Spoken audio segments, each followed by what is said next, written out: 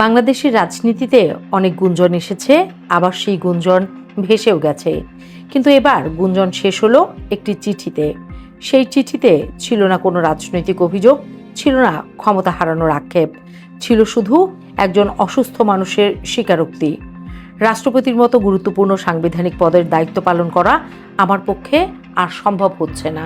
শুক্রবার বিকেলে জাতীয় সংসদে স্পিকারের কাছে পৌঁছায় রাষ্ট্রপতি মোহাম্মদ শাহাবুদ্দিনের পদত্যাগপত্র। সংবিধানের 50-3 অনুচ্ছেদ অনুযায়ী তিনি পদত্যাগ করেন, আর 54 অনুচ্ছেদ অনুসারে নতুন রাষ্ট্রপতি নির্বাচিত না হওয়া পর্যন্ত জাতীয় সংসদের স্পিকার হাফিজউদ্দিন আহমেদ ভারপ্রাপ্ত রাষ্ট্রপতির দায়িত্ব পালন করবেন।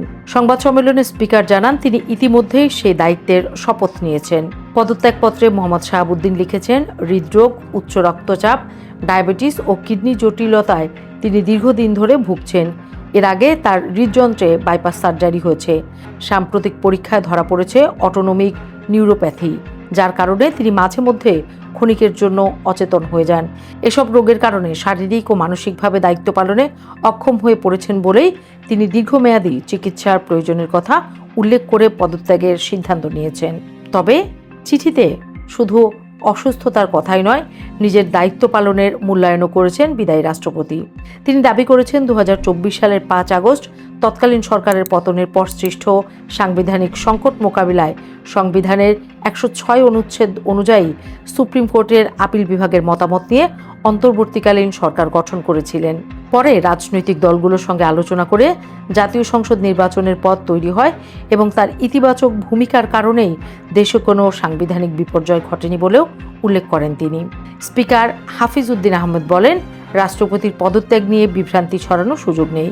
একজন মানুষ অসুস্থ হতেই পারেন, আর সেই বাস্তবতাকেই সম্মান জানিয়ে তিনি দায়িত্ব ছেড়েছেন।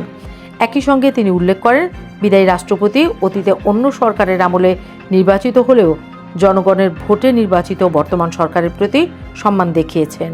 2023 সালের 24 এপ্রিল আওয়ামী লীগের মনোনয়নে বিনা প্রতিদ্বন্দ্বিতায় দেশের 22তম রাষ্ট্রপতি নির্বাচিত হন মোহাম্মদ শাহাবুদ্দিন।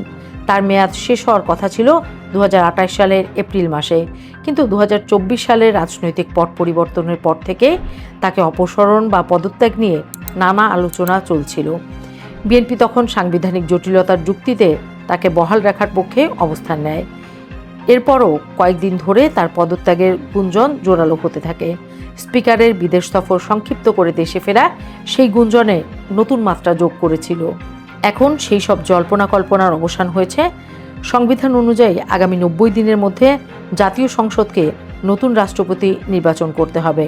ফলে বঙ্গভবনের পরবর্তী অধিবাসিক বিএনপি তখন সাংবিধানিক জটিলতার নীতির সবচেয়ে বড় আলোচনার বিষয় সেটি।